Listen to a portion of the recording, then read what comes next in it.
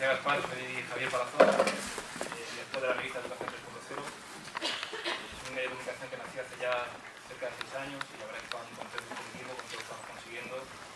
Hemos conseguido crear un medio que creo bastante diferente, innovador, que nació con la idea de convertirse en una referencia para vosotros, para los docentes, y que os ayudase en esta difícil tarea de introducir las nuevas tecnologías, las metodologías activas y hacer, digamos, una educación diferente, distinta, ¿no? Hemos repartido un ejemplar en todos los asistentes, espero que os guste la revista, que también visiten nuestra web, donde tenemos contenidos diariamente, publicamos todo el equipo de Educación 3.0 y que sirva de referencia y de guía como es nuestro mayor objetivo. Dicho esto, me gustaría agradecer a todo el equipo de organización de Utopías Educativas por esta invitación. Yo estuve hace 5 años en el primer evento y la verdad es que es un auténtico placer volver aquí, estar con vosotros. Y en especial me gustaría agradecer a Gaspar Ferrer, con el que me une una amistad hace muchos años. Y nada, espero que os guste la mesa redonda. Como decía Gaspar, es una mesa redonda distinta. Cuando he coordinado otra mesa redonda, normalmente los temas están muy cerrados, muy estrictos. Me gustó la propuesta que nos hizo Gaspar, porque me ha permitido un mayor debate y un mayor coloquio, ¿no? De hecho, de verdad, yo no lo llamaría mesa redonda, sino como dice Gaspar, coloquio o conversación, ¿no? De hecho, empieza siendo un coloquio en el cual las primeras preguntas las habéis planteado muchos de vosotros, ¿no? Están aquí, las tengo aquí recogidas, son muchísimas, más de 30, es imposible que las abarquemos todas. Las he clasificado un poquito para intentar darle un poco de sentido y iremos tocándolas poco a poco y, por supuesto, os invito a participar en cualquier momento del debate o, si no, después, cuando hayamos hecho las preguntas más importantes, abro paso a vosotros, como queráis, no hay problema. Pero bueno, antes de nada me gustaría presentar como decía Gaspar, este equipo de auténtico lujo que tenemos esta tarde aquí en Utopías Educativas. En primer lugar, simplemente por orden de presencia, Baltasar Fernández Manjón, es catedrático de la Facultad de Informática de la Universidad Complutense de Madrid, director de la Cátedra Telefónica Complutense de Educación Digital OSEI. Jordi Adel es profesor de Tecnología Educativa de la Universidad Llano I de Castellón. Félix Serrano, director del INTEF, Instituto Nacional de Tecnologías Educativas, organismo dependiente del Ministerio de Educación, Cultura y Deporte. Babel Ayala es la jefa de Servicio de Innovación, Evaluación y Participación en el Departamento de Educación, Cultura y Deporte del Gobierno de Aragón. Y Manuel Gertrudis es profesor de Comunicación Digital de la Universidad de Juan Carlos I. Muchísimas gracias a los 5 por venir. Y nada, empezamos. Como decía, tenemos muchísimas preguntas y todas en torno al título del coloquio, que es Tendencias en el uso de las TIC en el aula. Y me ha parecido que una pregunta para abrir boca, ha sido bastante disruptiva, bastante curiosa, muy acorde con el título, es, más bien por el contrario, es una búsqueda de vosotros, no sé si está aquí presente, preguntaba, ¿están perdiendo las TIC fuelle en las aulas? Bueno, ¿quién empieza? Era para Jordi. Era para mí. Claro. Vale. Pues no sé si están perdiendo fuelle. Quizás están perdiendo fuelle en la administración educativa. Y creo que todavía tiene mucho recorrido. Faltan muchas cosas por decir y estamos ante desarrollos que yo creo que deben ir un poco más allá del cacharreo y de la visión instrumental de las TIC y de, ya que representantes de la administración pública, de la dotación de medios a la espera de que los profesores encuentren la manera de utilizarlos. Creo que estamos abriendo una nueva fase en el uso de las nuevas tecnologías y creo que el director de la INTEF nos hablará de algunas percepciones que él tiene sobre la necesidad de desarrollar la competencia digital docente, la necesidad de hacer políticas TIC que vayan más allá de la visión esa de os dotamos de ordenadores a vosotros o los alumnos o en plena crisis del bring your device, es decir, tráete tu propio cacharro y a ver qué hacemos con él, y que la época del llanero solitario ya ha pasado. Quizás estemos entrando en la época de la innovación institucional, sostenida, guiada, evaluada, sistemática y de alguna manera todos en la misma dirección. No sé si compartís conmigo percepción. Sí. No lo diría con otras palabras, pero vamos, que casi me las has quitado de la boca. Sí, efectivamente. Eso es preocupante. Si hablo como el director de lo que está perdiendo fuelle. Fíjate tú. Eso suena. Suena puya. Está muy bien. No, pero tú sabes que coincidimos, ¿no? En cierta visión seguro que coincidimos. Lo que está perdiendo fuelle es precisamente esa visión de las TIC como mero cacharreo, mero experimentación, mero voy a ver si hoy funciona y mañana no funciona, ¿no? Lo que tiene que ganar presencia es la tecnología como algo normal y productivo y que funciona normalmente dentro del aula. Yo creo que luego, al final, no es tan sencillo, es fácil de decir, pero eso se compone de muchas piezas, ¿no? Se necesitan infraestructuras, se necesitan recursos educativos, se necesitan formación del profesorado, competencias digitales, se necesita una organización que lo soporte, un plan pues tanto a nivel de la administración educativa como de los propios centros educativos, se necesitan evaluaciones, se necesitan herramientas de comunicación, hay muchísimas piezas y seguramente lo que sí que estamos empezando a aprender es que para que funcione de forma eficaz la tecnología en el aula no basta con que una de las piezas la pongamos en marcha, las otras también tienen que funcionar. Yo creo que sí que hay que abandonar la visión de las TIC como problema, que teníamos antes, y empezar a tener la visión de las TIC como solución, que es lo que nos espera en el futuro. No es tanto que no hayan perdido fuelle, como he comentado aquí la pregunta, sino que simplemente que ya forman parte de nuestro entorno habitual, ¿no? Del entorno habitual de la clase. Y... Quizá ya han perdido el glamour. Es decir, empiezan a normalizarse, por lo tanto no se ven como cosas extraordinarias y por lo tanto no tienen tal vez ya el encanto que tenían hace 5 años cuando empezó estas reuniones y estas movidas, y ahora yo creo que la gente las está asumiendo como normales o debería asumirlas como normales. Pero al mismo tiempo tengo que decir que sigue siendo una minoría el profesorado que las utiliza y eso me preocupa. Es como si hubieran tocado una especie de techo y que sin más esteroides el caballo no corre más. Quizá hablemos de certificaciones, de proyectos institucionales de la administración educativa en las cuales empiece a exigirse el B2 de TIC, inglés, etcétera, etcétera. Yo tengo... Lo que no tienes es micrófono. Están haciendo ahí... Están haciendo bullying. Tecnológico. Sí, esto... Yo creo que sí va, pero... Sí, ahora sí. Hay que hacer un poquito más. Yo tengo, desde el punto de vista más de tecnología, tengo una visión un poco, o sea, en parte parecida, pero ligeramente diferente. Yo creo que en la sociedad se está viendo la tecnología más normalizada que en la educación todavía. Y eso es un problema. Pero en parte, en la educación lo que se hace es reflejarse lo que también pasa en la sociedad, y es que la adquisición y el uso de la tecnología es muy diverso y muy diferenciado en base a muchas circunstancias, entre otras tu dominio tecnológico, pero también, sobre todo, para hacer un aprovechamiento muy eficaz, tu nivel cultural, tu nivel de idiomas.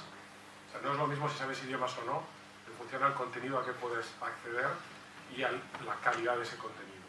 Entonces yo lo que creo es que quedan los aspectos de normalización, quedan los aspectos en los cuales los docentes creo que tienen un rol fundamental, en eso estoy completamente de acuerdo, en el aspecto de que tenemos que intentar dejar de ser Quijotes, de que solo el Quijote, solo el creyente de cada centro es el que logra hacer unas cosas súper innovadoras, porque siempre van a haber tecnologías que van a deslumbrar.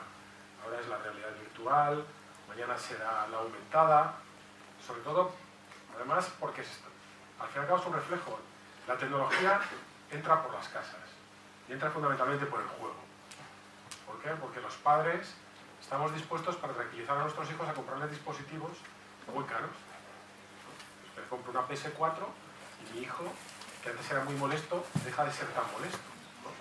Entonces, muchas de las irrupciones y las innovaciones, sobre todo en dispositivos y dispositivos caros que no tiene la escuela, que son difíciles de distribuir, de mantener, y quizá porque no tengan un uso tan directamente educativo, pasan en la casa. Entonces, en la casa de la sociedad se está tecnificando mucho, los niños empiezan a tener teléfonos muy sofisticados, incluso a unas edades ridículamente tempranas, cuando ellos no tienen una capacidad de saber lo que es su huella digital, etc.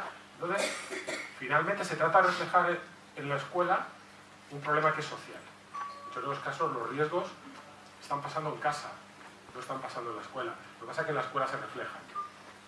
Y sobre todo yo lo que creo es que se está produciendo una cierta división entre esos Quijotes y otra gente que no, Los resistentes. Los resistentes, pero sobre todo otras personas que simplemente lo que se sienten es inseguros, que les gustaría pero no saben cómo utilizarlo de una forma eficaz. Y yo creo que hay muy buena voluntad. Lo que faltaría es quizá un cierto apoyo y sobre todo normalizar que las tecnologías educativas sin profesorado no son nada. O son muy poco. Son muy poco porque el rol del profesor está y seguirá estando. Esto lo vivimos en los años 70 en Estados Unidos, en los años 90 cuando se empezaron a introducir ordenadores, pero ya en los años 70 con el proyecto Plato en Estados Unidos se decía lo de siempre, ¿no? Nosotros a los barrios ricos enviamos profesores y a los pobres ordenadores, ¿no?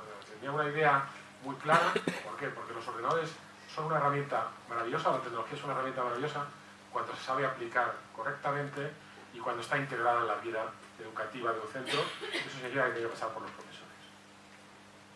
Esa es mi visión. A ver, yo creo que hay un elemento importante, incluso en la propia pregunta, cuando tuve oportunidad de leerla, que tiene que ver con el punto de vista, ¿no?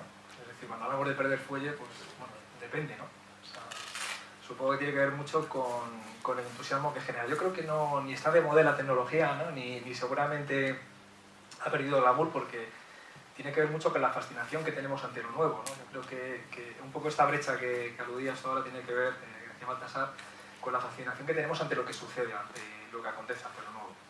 Yo creo que uno de los grandes cambios que han sucedido, y por eso estoy completamente en desacuerdo con que hayan perdido fuelle, ¿no? Es decir, posiblemente han perdido algunos impulsos de los vectores que tradicionalmente empujaban los procesos de incorporación de la tecnología en el aula, ¿no? Y lo que tenemos, como sucede en tantos otros ámbitos de la realidad hoy en día, es que aparecen otros agentes.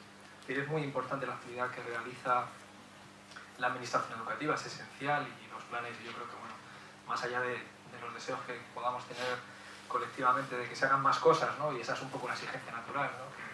que debemos hacer siempre a la administración, pero creo que lo que sucede es que hay más agentes, hay más vectores de acción, hay más gente que impulsa ese cambio y que apoya que se produzca. Creo que un buen ejemplo es ese, ¿no? Posiblemente hace muchos años, hace 15 años, hace 20 o hace 25, sería mucho más difícil encontrar tanta gente reunida en torno a un acto como este, con un colectivo consolidado, y eso muestra que no ha perdido fuelle, sino que lo que hay precisamente es una consolidación.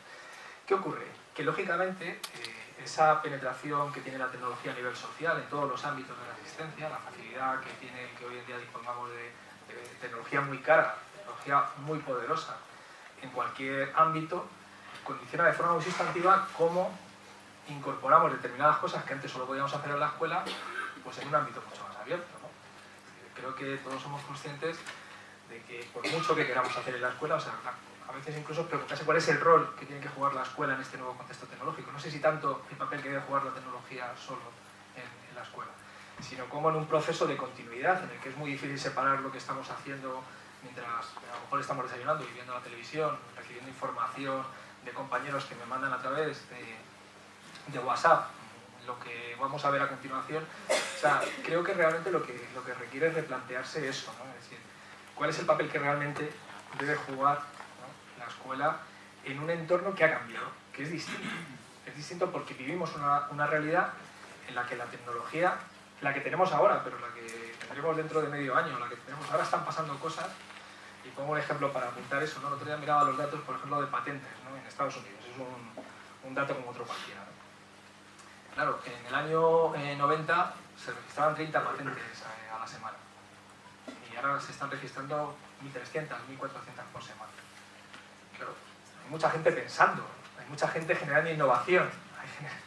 Y esa innovación que seguramente va a llegar a nosotros mañana, dentro de una semana, dentro de un mes.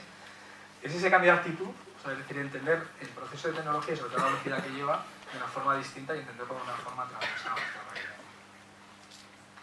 Bueno, voy a obviar por un momento las ondas mentales que me llegan de todos los compañeros aquí presentes que dicen los medios sean los que tengamos acceso a ellos, ¿verdad? Vamos a obviar por un momento esa parte que ya llegará y vamos a entrar un poco a la parte que yo creo que sí que se está replanteando en la escuela. En este momento estamos hablando mucho en los centros educativos y yo creo que es un momento muy importante en eso, de la metodología, de la forma en la que el alumno tiene que hacerse protagonista de su aprendizaje, y eso es un cambio al que la tecnología debería acompañar. La tecnología tiene que perder el papel protagonista que tuvo en un momento determinado, que fue el momento en el que conseguimos que entrara en la escuela y conseguimos que el docente diera el paso adelante con todos los miedos, con la poca formación, con la necesidad de muchísimo trabajo, dio el paso al frente de incorporarlo al aula. En este momento yo creo que la tecnología sí que tiene que no perder fuelle, pero sí colocarse en el espacio que realmente necesita la escuela, que sería acompañar a ese protagonismo del alumno como de su propia cónyuge, ¿no? Es decir, acompañarlo, no tanto ese papel protagonista. Quizá a eso se refiere la pregunta del fuelle, es decir, antes parecía que hubo un momento en el que nos habíamos encerrado en tecnología, en este momento también hay muchas más formas diferentes, tenemos pensamiento computacional, la robótica, tenemos distintas formas de acceso, empiezan algunos centros ya a apuntar hacia la impresión 3D, un poco por la novedad del juguete nuevo, pero también por el interés que tenemos o la necesidad que tenemos de que nuestro alumnado no pierda el carro, ¿no? Es decir, que no se pierda nada, que seamos capaces realmente de prepararlos. Pero yo creo que ahí estamos en un momento en el que hay que repensar, como decías, cuál es el papel, de qué manera la tecnología tiene que acompañar al alumno, tiene que acompañar la metodología de la clase. ¿Y qué puede hacer la administración?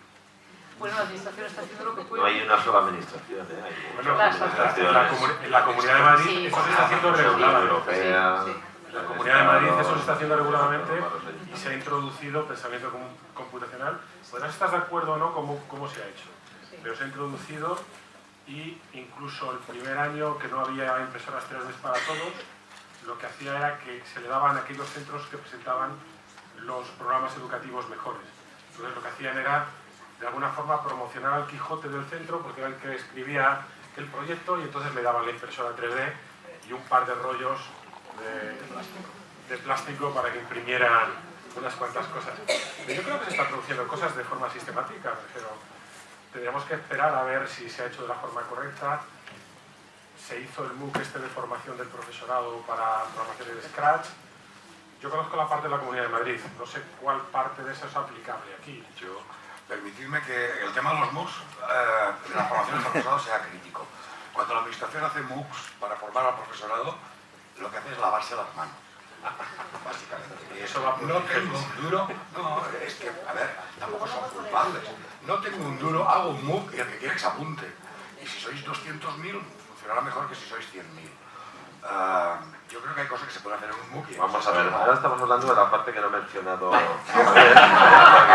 Cuando Javier me ha presentado, ha dicho del Instituto de Tecnologías Educativas, pero también, efectivamente, es un Instituto de Formación del Profesorado. No voy a abrir el melón de las administraciones porque... ¿Por qué no? Porque son muchas administraciones las que intervienen. Entonces vamos a hablar Bueno, pero efectivamente... vosotros tenéis un buen papel ahí. Déjame que conteste la pregunta anterior, luego hablamos de los melones. Sí, efectivamente. Damos tres tipos de formación. Presencial, o mixta, una online, la que se llama tutorizada, que es una formación reconocida oficialmente en horas de formación y se inscribe en el registro de formación del profesorado, y la formación abierta, los MOOCs, que no tienen nada que ver. No tienen nada que ver en cuanto a la forma de impartirla. Lo que pasa es que, evidentemente, tienen objetivos bastante... las materias sobre las que se imparte esa formación, que son generalmente, pues no solamente son competencias digitales, se hacen cursos sobre, pues yo qué sé, prevención del ciberacoso, se hacen cursos sobre muchas materias que no son exactamente tecnológicas, a través, eso sí, de la tecnología, ¿no? Cuando yo llegué, me parece que fue el primer año que se hicieron los MOOCs, hasta entonces solamente se daba formación tutorizada y reconocida oficialmente. Y se hizo en plan de experimento, porque una de las cosas que sí que tiene que salir en esta mesa de debate es que la tecnología en sí misma no es simplemente un cacharro o una aplicación, no, lo que estamos hablando es de una nueva forma de ver el mundo, y para mí eso es lo importante. Por ejemplo, una cosa que yo creo que hemos comentado hoy cuando comíamos, hay que aprender a ver que las cosas funcionan o no funcionan, que hay errores y que esos errores forman parte de la realidad. No todo se conoce, la tecnología falla, y una de las preguntas que me gusta mucho que es ¿qué hacer cuando la tecnología falla? Joder, pues estar preparado, porque la tecnología va a fallar. Tienes que tener siempre un plan B. Si no tienes wifi, usa el 3G, si tu ordenador no funciona, usa la tablet. Si no, sé si me estoy yendo cuenta un la poco. historia. Sí, pero bueno, a lo que yo vuelvo al origen. Los MOOCs empezaron como unas, inclusive, ya sabes que hay, bueno, porque son muy creativos los chicos y las chicas, sobre todo del INTEF. Vamos a hablar de las EduPills. MOOCs, que son los nano-MOOCs, los SPOOCs, que son los self-paced, o sea, los cursos que puedes empezar cuando quieras y cuando terminas, y ya al final hemos convertido la formación en unas pildorillas que están ahí metidas en el móvil. Esto es propaganda de nuestro libro, las EduPills, que lo podéis descargar, son gratuitas, competencia digital de 7 minutos la lección. La podéis seguir en el metro, en el autobús o cuando estéis en el banco en un parque tomando el sol. Yo de eso hablaremos después, bastante. No, acabaríamos yo el tengo que tema aprovechar. sobre las EduPills y la competencia digital docente. No, lo que yo me refería es que, a ver, sería relativamente sencilla para una comunidad autónoma decir, no, formación del profesorado, la inicial es la universitaria, y luego la permanente del profesorado que la hagan los MOOCs del INTEF, que son para todos, todo el mundo puede entrar, etcétera, etcétera. Yo voy a decir una cosa que va a ser demagógica a tope, pero es cierta además de ser demagógica, y es, decidme una empresa privada en la cual los trabajadores con su dinero fuera de horas de trabajo se reúnen para formarse y hacer mejor su trabajo.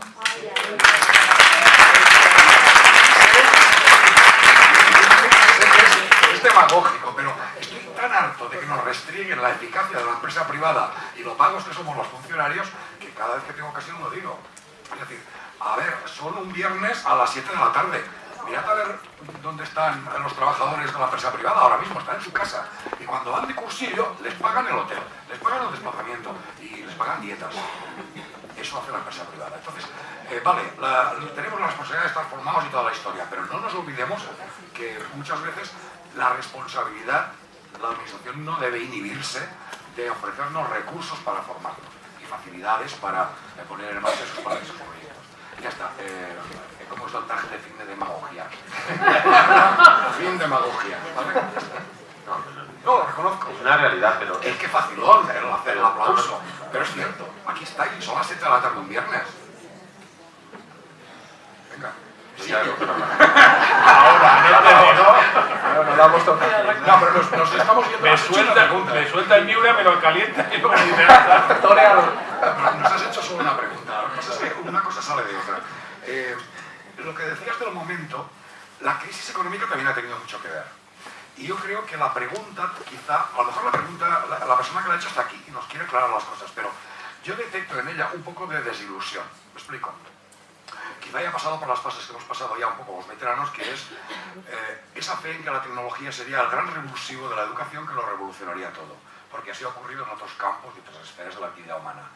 Comprobar con sorpresa que no solo no ha cambiado nada, sino que en muchas ocasiones ha servido para perpetuar lo peor que tenemos en educación y que a veces tenemos la tecnología para vigilar, controlar y castigar, ¿no? Y que resulta que lo que tenía que ser revolucionario didácticamente nos retrotrae a Bloom, a la pedagogía por objetivos y al conductismo de los años 50. Y con sorpresa... Gracias. Con sorpresa nos encontramos que aquello que tenía que ser supermoderno, en el fondo es vigilar y castigar. Y que Moodle es muy guay, pero en el fondo lo que está haciendo es controlando a los alumnos y poniéndoles una hora de entrega del trabajo. Y que no se puedan ver de una clase con otra. Y que nos están imponiendo cierto tipo de maneras de funcionar. Entonces ahí, ya por debatir, Sí. ¿no? O sea, yo creo que eso es verdad, ¿no? Es igual que es verdad lo que planteabas, que yo creo que salía en muchas de las preguntas que habéis hecho, destilaba eso, ¿no? Pues un descontento en general, que como colectivo tenemos, de la falta de reconocimiento que a veces hay, ¿no? Y que yo creo que es un tema que da para mucho, ¿no? Y seguramente para plantear cómo se podría hacer de otra manera. Pero también es verdad que no siendo que es revolucionario, o sea, la verdad que a veces hemos puesto unos objetivos que no estaban bien situados. Sí. Es decir, hemos definido unos objetivos que no se pueden alcanzar. Exacto. Directamente. O sea, estamos intentando que la tecnología cumpla un papel que no es su destino. Y cuando analizamos el desarrollo tecnológico en otros sectores a lo largo de la historia, pues mucho ensayo y error, ¿no? Se me estaba ocurriendo ahora, pues por ejemplo, todos los pianistas, ¿no?, del 19 buscando cómo hacer obras más complicadas, hasta que llega pues algunos, ¿no?, como Liszt, y rompe la baraja. Claro, es una tecnología ensayo y error. Voy a ver cómo toco lo más difícil posible con el instrumento que se ha inventado, cómo lo perfecciona. En la tecnología educativa pasa igual, es decir, siempre fijamos, porque queremos a veces que la tecnología nos resuelva cosas que no va a resolver. Lo que no significa que no ayude y que yo personalmente creo que el proceso de transformación que se ha producido desde que yo soy docente, yo hace 20 años o algo más de 20 años gestiono el ámbito educativo. Sinceramente, yo miro por el retrovisor y lo decía, yo soy hijo de Atenea y de Mercurio. Es decir, yo estudié en un instituto con Atenea y Mercurio y cuando leo eso digo, pues hombre, a mí ya me hizo pensar Atenea y Mercurio en que aquello podía servir para algo, ¿no? Y yo era entonces un chaval de 16 años. Creo que se ha transformado mucho y creo que efectivamente cada vez tenemos un mayor número de buenas prácticas. Cuando daban las cifras ahora, sinceramente, me sorprendía. Los proyectos que habéis presentado creo que marcan cómo la sociedad ha sido capaz, en este caso el conjunto de la comunidad educativa, de generar proyectos con una enorme potencial de transformación. O sea, creo que tenemos que ser críticos y yo tengo un pensamiento muy crítico, pero creo que también tenemos que dar ese mensaje de que realmente el escenario de introducción de las tecnologías, las que hemos tenido, porque tú planteabas ahora un escenario, cada vez que leemos, ¿no?, nos despachamos y leemos el Horizon y demás, pues vemos nuevas, y es como que vemos, nunca mejor dicho, un horizonte de experimentación, y la famosa curva de Gartner, ¿no?, cuando nos dice, bueno, pues venga, vamos a subir la curva, pues ya los que ya tenemos alguna experiencia en haberla subido o lo bajado, pues ya sabemos que luego, bueno, viene ya, pues cuando eso toma un valor real de aplicación, y empieza a hacer una cosa que yo creo es lo esencial no solamente en educación, que es cuando la tecnología ayuda a resolver cosas de una forma más eficiente y más eficaz. En el caso de los MOOC, siendo que es un debate que además sigo con mucha...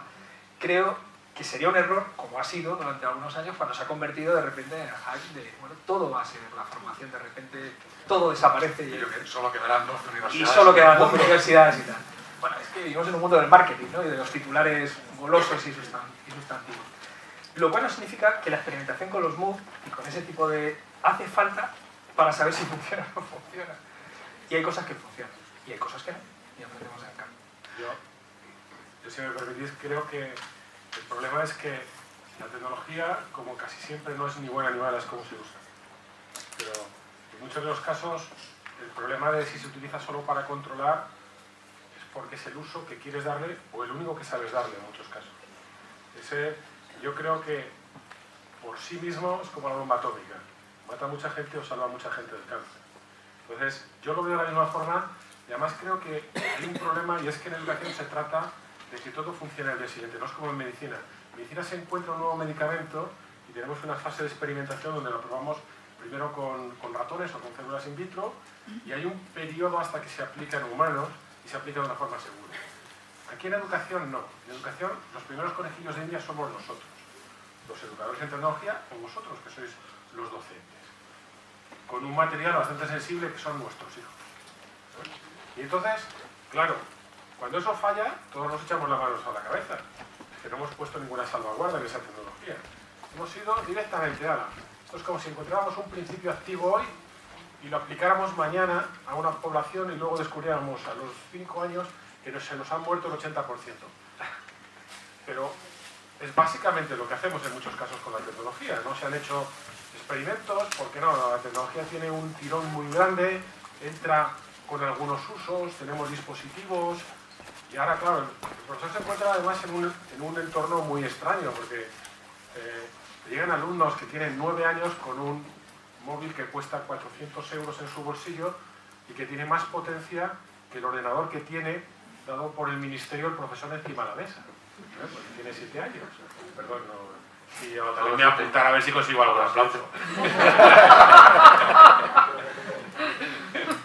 Entonces, claro, el problema es que encima el profesor no tiene solo que formar, tiene que educar, tiene que controlar, y luego además si se realiza un mal uso de esa tecnología dentro de la escuela, encima se le intenta hacer responsable al profesor o al colegio. Entonces, claro, estamos en una situación que es muy asimétrica y sobre todo muy extraña, sobre todo muy cambiante, porque hace 3 años no era normal que un niño de 9 años tuviera un móvil de 400 euros en el bolsillo, pero ahora, por lo menos en las grandes ciudades, es bastante frecuente. La mitad. En España, según el INE, a los 11 años la mitad de los chavales tienen móvil. Sí, sí, pero ya no es a los 11 años, estoy hablando incluso mucho antes y además con la sensación de que España es un país bastante diferente. Porque en muchos otros países los niños heredan el móvil del padre, ¿vale? En España es al revés, el padre hereda el móvil del hijo. Entonces, somos un sitio extraño. Entonces, claro, le damos a los niños les damos cosas y confiamos en que lo sepan usar.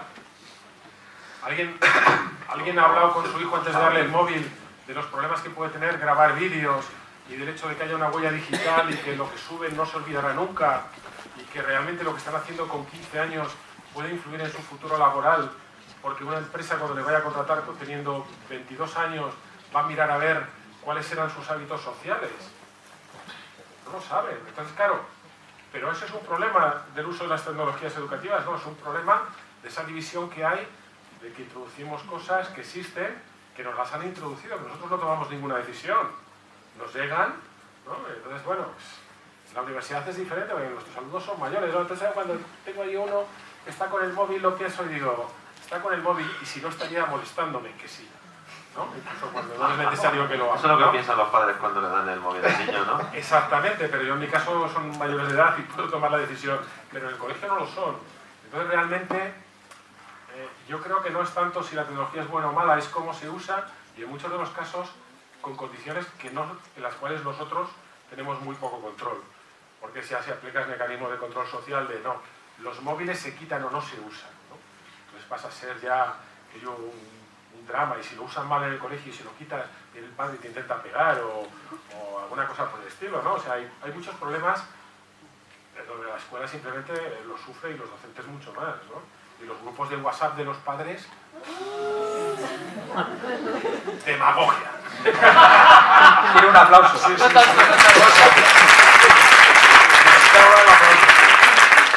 A mí me da la impresión de que la visión de la tecnología que estamos difundiendo es como que crecen los árboles. Hay una cosa maravillosa que se llama móviles, otra maravillosa que se llama Facebook, cada uno crece en un árbol diferente. Y vamos al árbol y lo cogemos, y es como es. Nadie ha hecho los móviles, nadie ha hecho Facebook. Por lo tanto, no tienen proceso de diseño. Como no tienen proceso de diseño, no hay intenciones humanas en ellos. A ver, las redes sociales son como las partidas de póker. Si tú vas a una partida de póker y en 5 minutos no descubres quién es el primo, es que el primo eres tú. Lo que Facebook vende es tu información. ¿De acuerdo? Los datos que allí pones, así es como consigue dinero. Eso quiere decir que la web 2.0, parte de la financiación de esos servicios, es vender nuestra información, que nosotros la facilitamos más o menos conscientemente a cambio de los servicios que nos ofrecen. Si somos conscientes, todo va bien. El problema es cuando no lo somos y hacen cosas con nuestra información que no sabemos. Lo que quiero decir es que la tecnología no es neutral. Hay tecnologías que se pueden usar para el bien y para el mal, pero a mí no se me ocurre casi ningún uso para el bien de un misil crucero o de otro tipo de inventos o otro tipo de desarrollos tecnológicos. Sin embargo, sí que se me ocurren cosas que se pueden utilizar mejor o peor. Pero también sé que los dispositivos tecnológicos tienen affordances, es decir, posibilidades y limitaciones, y que están diseñados con algo en la cabeza. Porque os voy a poner un par de ejemplos. ClassDojo, ¿vale? ¿Por qué ese interés en el tema de la gestión de las emociones y del control de la conducta en el aula? Últimamente nos habéis dado cuenta que parece como esa tendencia del mindfulness y de sentirse bien, aunque estés en una sociedad jodida, no tiene repercusiones políticas. Lo diré en una frase, sin poner muchos más ejemplos. Las tecnologías son productos humanos y por lo tanto participan de intereses, de motivaciones humanos, como todos, y son evidentemente políticas. Entonces, ¿usáis Moodle? Los que usáis Moodle o cualquier tipo de aula virtual, sabréis que no podéis huir del modelo de aula en el que están encerrados los alumnos. Tus alumnos no van a ver lo que hacen los alumnos de otra aula. Es complicadísimo hacerlo. Se puede, supongo que sí, con conocimientos técnicos, pero no es trivial. Se usa de una determinada manera.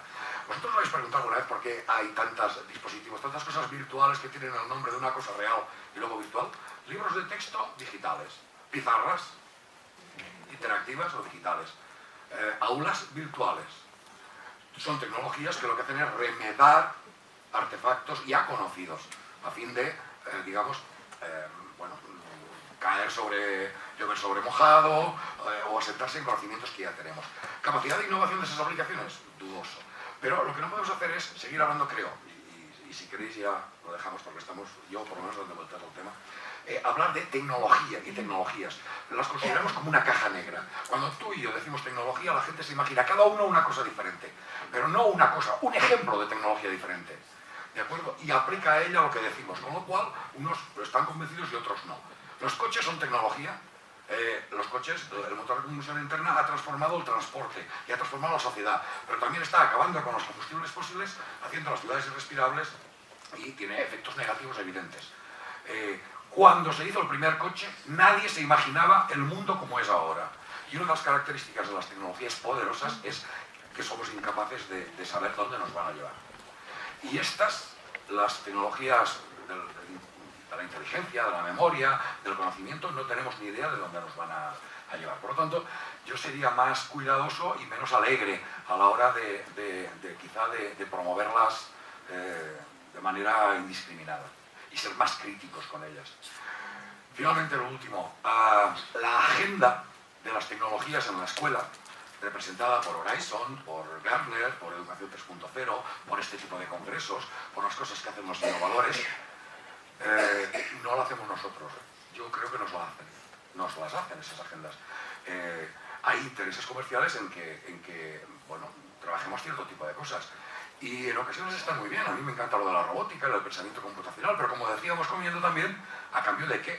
El modelo inglés es de sacar las TIC de la educación y poner programación. El modelo australiano es quitar geografía e historia. Quitar horas de geografía y de historia para poner pensamiento computacional.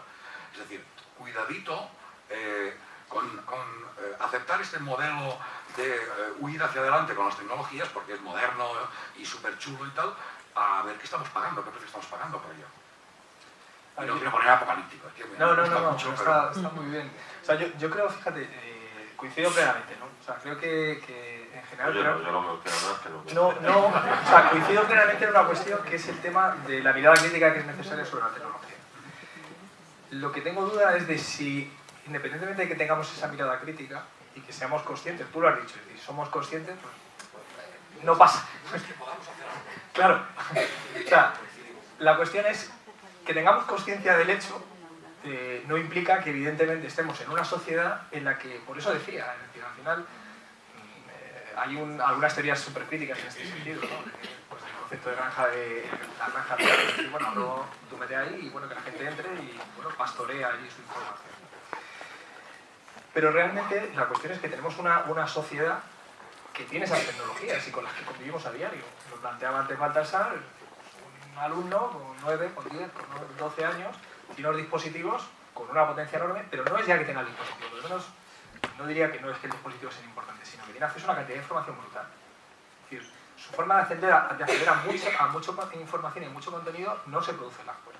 Es verdad que eso, el carácter de aprendizaje no formal, en contexto no formal y tal, ha sucedido siempre, pero claro, la potencialidad que tiene hoy en día es enorme. De la misma forma que por mucho yo soy de comunicación que quiera, el modelo de los medios de comunicación que yo conocí cuando yo era estudiante ha desaparecido, no existe. Y yo puedo decirle, a mis alumnos de comunicación, de periodismo y tal, les dejamos ahí una red mantera de periódicos del país, del mundo de ABC, pasas un día, pasas otro y siguen los mismos ahí. O sea, no se molestan ni en coger un periódico. Cuando les preguntas, para ellos es que ya el papel es un dispositivo extraño, es un medio de transmisión no reactivo. No reactivo, pero incluso alguno te dice, hombre, cortando árboles. Bueno, a ver, claro. yo no estoy de acuerdo, no sé si termina. Sí, solo termino con una cosa. O sea, yo creo que esa mirada que hay que tenerla, creo que además bueno, pues hay mucha teorización sobre la cuestión, no solamente en educación, sino sobre el carácter crítico, el concepto de infosicación, que yo creo que es el de informado, desinformado. Es decir, tenemos, a nivel teórico hay mucha reflexión sobre eso, yo creo que hay una mirada muy crítica. La cuestión es cómo somos capaces de, sabiendo que tenemos una realidad y una lógica, que tiene una mirada, si quieres, una ideología tecnológica determinada, un cierto determinismo tecnológico que hablaba acá, cómo somos capaces de conciliar eso con una reflexión crítica dentro de la escuela para hacer un uso adecuado de esa tecnología. Pero no solo de la tecnología. Cuando hablamos de tecnología, yo estoy de acuerdo también con los planteados que es un ecosistema. Es decir, lo que se modifica es el ecosistema, el biotopo donde estamos ahora mismo. Cuando tenemos que reflexionar sobre nuestra huella digital o sobre la algorítmica, es decir, que hoy en día una voz puede ser electrónica y ya casi ni percibirlo, o que de repente todos los pasos que yo doy a través de múltiples sistemas, cuando compro, etcétera, no es que deje una huella, sino que eso está generando datos para cómo condicionamos y cómo generamos nuevos servicios y modelos a medio plazo. Pero tenemos que ser conscientes de eso. O sea, eso yo creo que es la cuestión de ese tipo de nuevas competencias que son necesarias y que hay que incorporar al discurso de la escuela. Porque eso sí que es difícil que esté fuera de la escuela. Y ese pensamiento crítico debe ir por ahí. Pretender luchar contra una lógica global de desarrollo. Pero bueno, si Pero eso ya lo mensajes sabemos, neutros no porque existen. vivimos en una sociedad Exacto, que no vivimos. existen. Lo que pasa No es que creamos que son. la tecnología, para empezar, es algo que ha pasado, estoy convencido. Es un cisne negro. Conocéis la teoría de los cisnes negros, supongo, ¿no? Es decir, las cosas que importan en el mundo no se pueden predecir. Lo que tú puedes predecir, acabas de predecir lo que va a pasar con los Chromebooks para el año que viene. Eso no es relevante. Porque lo que es relevante es lo que tú no eres capaz de predecir. Y en tecnología nadie, cuando hablamos de tecnología hablamos de la explosión, de la gestión de la información y la comunicación que se ha producido. Yo no estoy nada de acuerdo. Voy a recordar. Pero nada, vamos, Déjame hablar. te dejo hablar. Un poquito. Pero un poquito solo. Un poquito más. Estuve en una conferencia de un catedrático de física. ¿Tú eres físico? Bueno, pues y decía que el universo se componía solamente de dos cosas, de materia y de energía. Sí. Toda la conferencia. Y yo diciendo, madre mía, se le ha olvidado lo más importante. Que la información. No Parece que la existe información sin- no es importante. no existe sin energía. No existe la información. La información No es existe sin energía, no la lo que puedes hace que... procesar. Bueno, No la puedes procesar. ya, ya. Física es así. No hay ciencias, hay visiones reduccionistas que podemos complementar unas con otras. ¿Te has dado cuenta cómo? Bueno, y entonces, esa explosión de las TIC, la explosión de algo que antes no sabíamos ni que existía, que era la información y la gestión de la información. Nadie ha podido prever que iban a aparecer y que iban a transformar el mundo y lo están transformando. Luego, efectivamente, hay intereses y hay juegos de poder que intentan aprovecharlas en su beneficio, pero no las han diseñado para eso. Lo que intentan es utilizarlas. Y lo que tenemos que hacer nosotros, como personas que trabajan en nuestra sociedad, es preparar, y en el caso de educación, a los que están estudiando, a los chavales, a toda la sociedad, para usarlas también en su propio beneficio y no dejar que nos hagan uso de ella estos poderes. Vamos, yo tengo esa visión. Si ellos lo usan, yo también quiero saber usarlo. Estamos Yo, aquí descartando la parte de los educadores. yo, de Dinos, verdad, dinos es cómo lo que ves tú. En este momento yo voy a ser profesora de pie porque realmente me estáis generando, es decir, habéis hablado en un momento determinado, se ha deslizado la palabra apocalíptico, y yo creo, en este momento los aquí presentes tienen dos opciones: irse corriendo al centro y desconectar todas las wifis corriendo y cerrar el centro, echar la persiana y decir, todos quietos aquí, que aquí os vamos a defender, o decidir, pues vamos a luchar contra el doctor no, y mis alumnos serán los que conseguirán darle la vuelta a esto. De verdad, o sea, la cosa está un poquito peligrosa. Y O sea, además lo de la ¿cómo la wifi, lo de la planteáis? wifi no funciona. No funciona. Además del móvil de 400 euros, Sí. va con una tarifa 4G y 12 gigas de datos. Quiero decir No, que claro. realmente yo creo que esta es una reflexión, y una reflexión además casi de tipo filosófico, ¿no? Que se plantea cuando nos planteamos, bueno, pues yo tengo que enseñarles a los alumnos, tengo que trabajar con los alumnos con esto, porque estoy convencida de que realmente les voy a preparar para un futuro, y que igual que antes hacíamos con los libros de texto y con los periódicos, queremos que nuestros alumnos tengan cierto espíritu crítico y tengan cierta capacidad de ser ciudadanos conscientes y críticos, ¿vale? Esa es una de las ideas.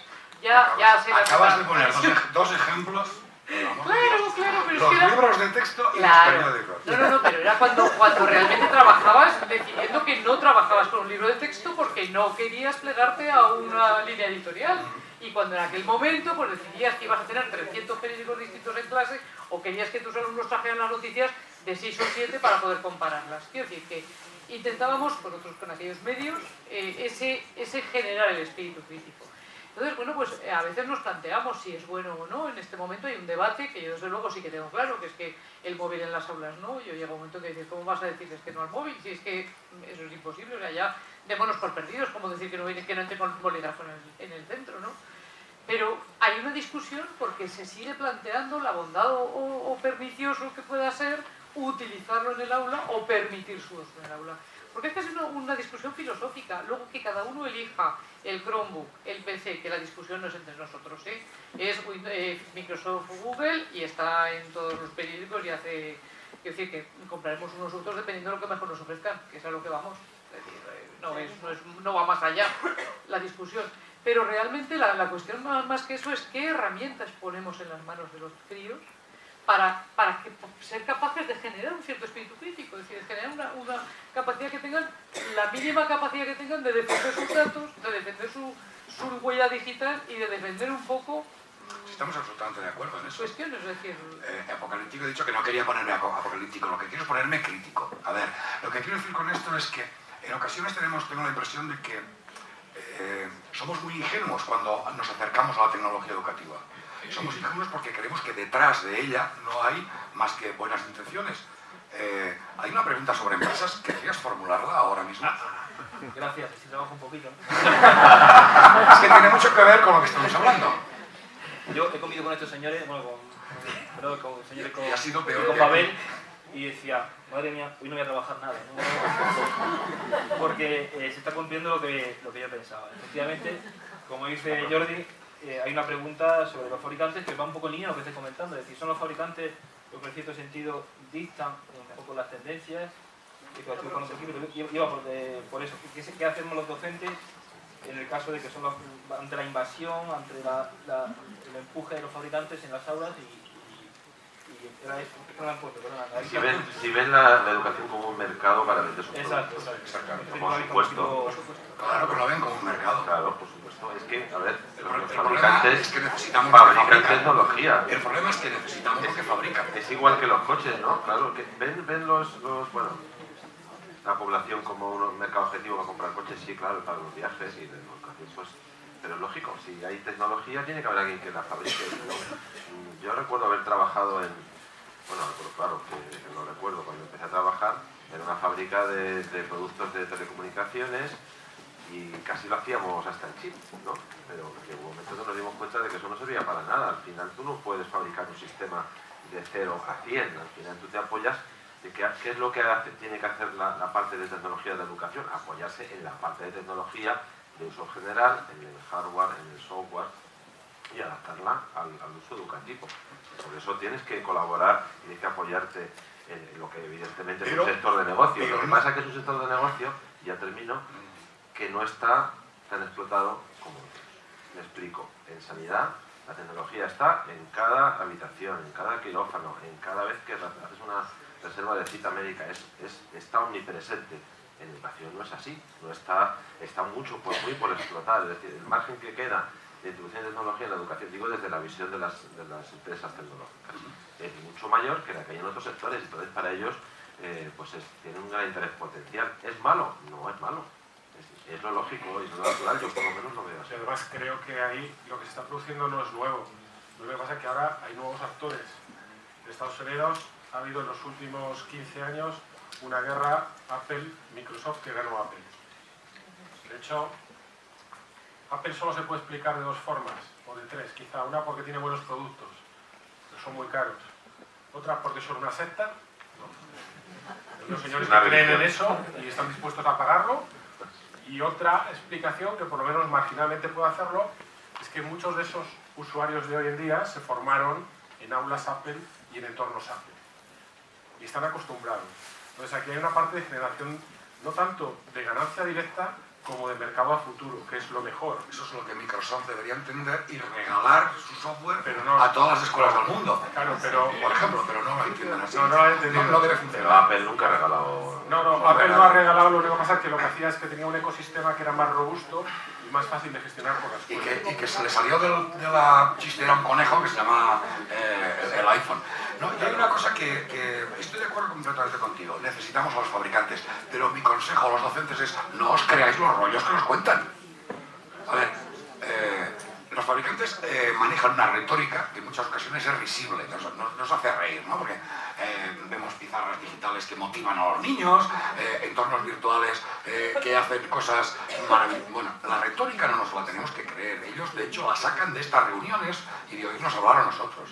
Entonces, la utilizan en marketing, etc. Lo que sí que tenemos que ser es capaces de pensar qué podemos hacer con esas tecnologías. Y si lo que podemos hacer con ellas se alinea con nuestra visión de lo que debe ser la educación, adelante con las hachas. Pero tened en cuenta que muchas veces lo que es revolucionario no es comprar tecnología para las escuelas, sino ponerla en manos de los alumnos. Lo que es revolucionario es hacerles que construyan cosas. Y por tanto, Mi mensaje es primero didáctica, primero innovación didáctica y pedagógica y luego tecnología. Teniendo en cuenta que la tecnología cambia mucho las cosas. No se plantea en esta mesa, por ejemplo, si tenemos que cambiar el sistema educativo. Si tiene sentido las asignaturas, si tiene sentido los niveles que tenemos ahora, si tiene sentido el currículum. ¿No es de tecnología esto? Es que ese es el problema. Uno de los problemas es, alguien ha dicho eficiencia, eficacia, ¿verdad? Cuando oigo eficiencia, eficacia, asumo la siguiente premisa. Lo que tenemos en educación está muy bien, no vamos a tocarlo, es cojonudo. Lo que vamos a hacer es tecnología para conseguir más rápidamente y mejor los objetivos que ya teníamos.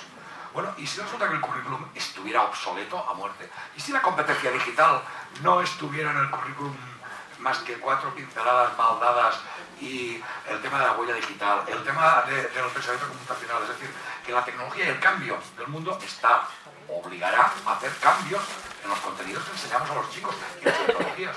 Y la tecnología y la formación del profesorado, esa no entramos, ¿no? No, por supuesto. En la Complutense no sé si hay como una asignatura o quizá dos. Es una anécdota la formación de profesor en tecnología. Pero eso sí, luego no los formamos, pero les exigimos que sean expertos en la tecnología y que la sepan aplicar de una forma Crítica.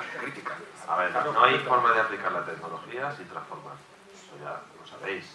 No, pero me refiero de aquí, Tú, no evidentemente, por has meternos con dicho- formación del profesorado, es con meternos con directamente el currículum en la universidad, lo digo por tirando piedras contra mi protección, porque yo estoy en informática, no en educación. Nosotros tenemos un máster para la parte de formación de profesorado en tecnologías y lo hemos cerrado porque no se apunta casi nadie. Y aquí me ha gustado, por cierto. El máster, a ver, Hombre, a lo mejor porque todavía los procesos de entrada no están adaptados a lo que se le va a requerir de ese profesorado de aquí en adelante. Digo yo que a lo mejor es por eso. O sea, no tanto por... O sea, ¿por qué no aprenden otro tipo de cosas y otra forma de hacerlas? Porque a lo mejor no se le requiere para incorporarse a la carrera docente a la gente. ¿Quieres poner todo el peso en el acceso? No. ¿En la inducción y el No, acceso? porque entonces no llegaríamos nunca. El ritmo de cambio se acelera tanto que ahora mismo en una generación, de hecho, ya no te sirve para nada lo que aprendiste al terminar la carrera, y te digo mi profesión como te digo la tuya. Sí. Claro, tienes que aprender a estar continuamente adaptándote a lo que está pasando para poder seguir estando ¿cómo se dice? La cresta de la ola. En la sopa me sale, pero no es en la sopa. Bueno, tienes que para seguir estando en juego. De todas maneras, Y por lo tanto, por eso decía yo antes que tecnología, en lo que estamos hablando es realmente un proceso de transformación social que se ve potenciada por la tecnología y quizá lo que hay que aprender no es tanto como usar los cacharritos, sino el darse cuenta de que lo que aprendas a usar de cacharrito hoy, dentro de un año, dentro de 2 ya no te va a servir y vas a tener que aprender a usar otra cosa. Estamos haciendo un cambio de la forma de aprendizaje y por lo tanto de los resultados. Lo que pasa, fíjate, ahí es justo lo que cuando nos referíamos al concepto de eficacia, es justo eso, donde fijas un nuevo objetivo para alcanzar ese objetivo. O sea, es decir, no es que el objetivo tenga que seguir siendo el mismo, sino que cuando tú sabes que ese proceso de evolución tecnológica es constante, es continuo y además acelerado, es decir, cómo te preparas y cómo somos capaces desde la escuela de preparar para adaptarte a ese modelo. Porque yo creo que ese es el gran reto. Si la pregunta que hacías tiene todo sentido. Claro, pensar que vas a hacer la transformación solo a base de la tecnología y no sobre el modelo sobre el que construyes esa utilización es muy complicado. Al final son elementos aislados, lo hablábamos con el pensamiento computacional. Ahí pasan cosas como el informe ese PISA, que dio que hablar a toda la prensa. La OCDE analizó los resultados PISA en función de países que usan tecnología o no. Y los resultados fueron los países que están por una media, la tecnología aumenta el rendimiento de los estudiantes en matemáticas, ciencias y lengua, lo que mide PISA, pero hay países que usan la tecnología más y baja, y países que la usan menos y baja. Entonces parece como si hubiera una especie de medida ideal. En el fondo, o la OCDE no decía nada de ese informe, pero no tenían datos para decir nada sobre cómo se usa la tecnología. Esa es una de mis quejas, ¿no? La consideración de las tecnologías como caja negra. ¿Es buena la tecnología en la escuela? Te preguntan. Bueno, depende de qué escuela, depende de qué tecnología y depende de cómo la uses. Así de sencillo y así de claro. Y ese debate es el que no estamos entrando o no hemos entrado todavía en nuestra sociedad. Yo quería hacer una cosa también demagógica. Jordi, Dime. si no, o sea, buena o mala depende, claro, por supuesto, pero podemos plantearnos una educación a fecha de hoy en la que la tecnología, las TIC ausente. no existan. No, en ¿Nos la absoluto, podemos plantear? absoluto. Pero Claro que sin no. embargo, la realidad se parece mucho a que no existan. Eso es lo que y quería. hablábamos, claro. Entonces, a lo Exactamente. mejor lo que sí que hay que decir es que no podemos quedarnos donde estábamos porque ya estamos fuera de juego. Y a lo mejor es lo que hay que ver, cómo entramos, cómo nos volvemos a poner en marcha y entrar en ese juego. A lo mejor esa es la pregunta, ¿no? Yo quería hacer un juego demagógico para volver a contestar a la primera pregunta. Y es lo siguiente, por favor, ¿podéis levantar el brazo todos los que llevéis a cabo uso de tecnología, experiencias TIC en la escuela y os sintáis acompañados por el claustro? Levantad el brazo. 1, 2, 3, 4... Eso de acompañado con 5, el claustro 6. tiene mucha coña. No, me parece un indicador clarísimo. Es, el profesor TIC es el profesor heroico todavía.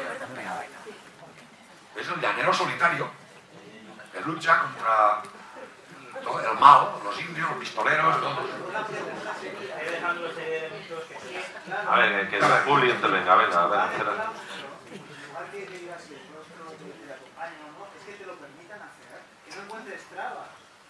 Pides poco, eres muy modesto, pides muy poco, ¿no? Eso me gusta, ya no es que me ayuden, No, pero es que no me moleste. Pides poco. Que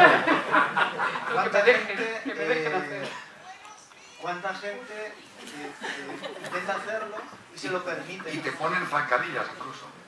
La clave es esa, que no te pongan zancadillas. O sea, la pregunta sería, ¿cuánta gente que estéis aquí estáis intentando hacer algo y os dejan hacer?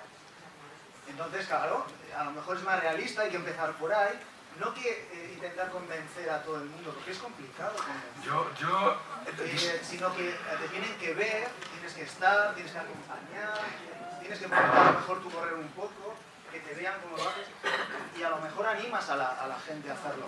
Y ya, aprovechando que tengo el micro, ya no lo suelto.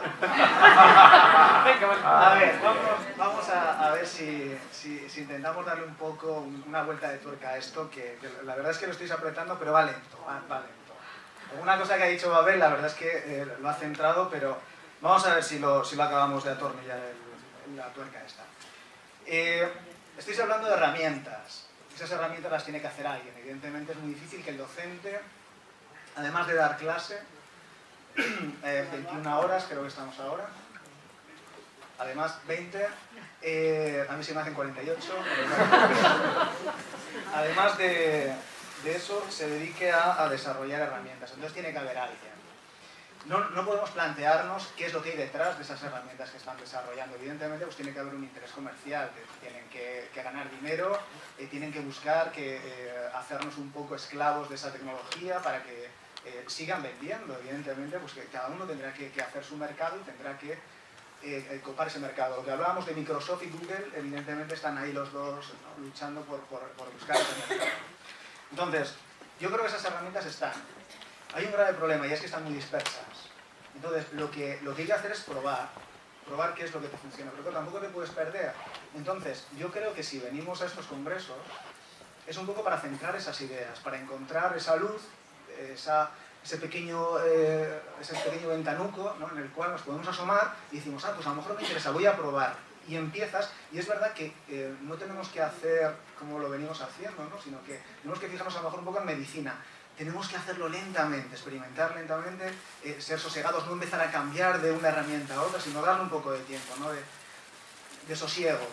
Yo creo que ahora mismo las tecnologías para el aula están empezando a estar maduras. Nosotros, de hecho, en nuestro centro estamos haciendo cosas y están funcionando. Es decir, nosotros podríamos aportar ejemplos. Entonces, fabricante malo o bueno, me da igual. Si al final lo que tenemos que aplicar es lo que le pedimos a nuestros alumnos, es ser críticos. Es decir, ¿me sirve o no me sirve? Y si me sirve para lo que quiero, que al final es que los alumnos evolucionen, que avancen, que desarrollen una serie de competencias que en un principio pues van a encontrar.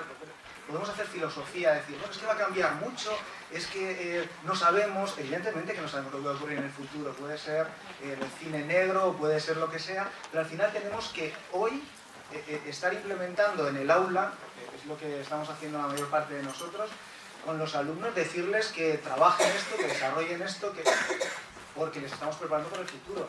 Y al final tiene que ser una serie de competencias. Esas competencias las tenemos que gestionar ahora, con las herramientas que tenemos ahora. Y el problema es que a lo mejor estamos un poco dispersos. Entonces, ¿qué es lo que tenemos que hacer? ayudarnos entre nosotros para concentrar esas fuerzas en una serie de herramientas, olvidarnos si el que las está desarrollando es bueno o malo y ser críticos con esas herramientas. Y yo creo que... Yo por alusiones, de negro, está dicho con toda la intención. Es decir, antes se enseñaba para algo que se suponía que se sabía lo que era. Hoy no se puede enseñar para algo que sabes lo que va a ser, porque hay alumnos que les va a permitir adaptarse a lo que venga, aunque no se sepa. Ese es un poco el truco. Ese es el problema, adaptarse a lo que venga. No nos vamos a enseñar a cambiar lo que venga, porque alguien ya ha decidido cómo va a ser el mundo. Yo quería invitarte a leer un par de documentos. Hay un par de documentos del World Economic Forum, que son esa gente tan amable que se reúne en Davos todos los años, que habla de tecnología educativa y tienen su modelo. Y que en el fondo uno acaba preguntándose si cuando introduce una tecnología en la escuela no está metiendo el caballo de Troya. A mí hay un tema que me encanta, competencias del siglo XXI. ¿Quién las ha desarrollado? ¿Con qué metodología? Y quién tiene interés en que sean eso. Y que la resiliencia, es decir, aguanta cuando te den caña, es una competencia deseable en el siglo XXI. Ya resulta que el siglo XXI va a ser como han decidido la gente de Davos. Vamos a ser neoliberales, brutalmente neoliberales. No vamos a dejar que el futuro lo definan ellos, los protagonistas, nuestros alumnos. Como ya sabemos cómo es el futuro, los prepararemos para ese futuro. A ver, estoy hablando muy rápido y muy mal, pero a mí me gustaría destacar una cosa. Muchos de los discursos de nuevas tecnologías hablan del futuro como si alguien supiera cómo va a ser. Y el problema es que si preparamos a los alumnos para ese futuro, será así. Voy a decir dos cosas para que os escandalicéis. Tanto emprendimiento y tanta resiliencia y tanta... ¿cómo se llama? Lo del Zen, el mindfulness. Pensad mal detrás de todo ese tipo de cosas. Pensad mal. Sed críticos, como tú dices. Disfrútalo el mindfulness, hazlo alguna vez, concéntrate en la respiración y verás cómo te encuentras.